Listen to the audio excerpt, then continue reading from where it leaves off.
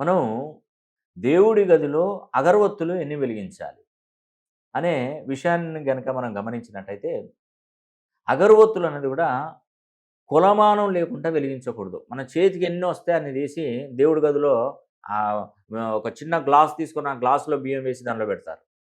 లేదంటే కొన్ని కొన్ని మనకు హోల్స్ వస్తాయి కదా! చిన్న చిన్న ప్లేట్‌లకి హోల్స్ వస్తాయి, దానిలో పెడతారు.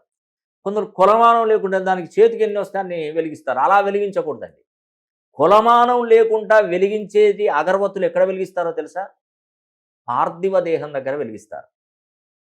నిజమండి. కొలమానం అంటే మనకో లెక్క ఉండాలి. ఓ లెక్క పత్రం ఉండాలి. మనం ఎవరికైనా అప్పిస్తే జేబులో ఉన్న డబ్బులన్నీ సంచిలో నుండి వాడికి ఇచ్చేస్తామా? ఇవ్వము. ఎందుకు ఇవ్వమండి? లెక్కబెట్టి కొలమానంతో ఇస్తాం. అదేవిధంగా మనం దేవుడి దగ్గర గూడా మనం అగరవత్తులను 3 అగరవత్తులు వెలిగిస్తే మనకు అష్టైశ్వర్య భోగభాగ్యాలు లభిస్తాయి.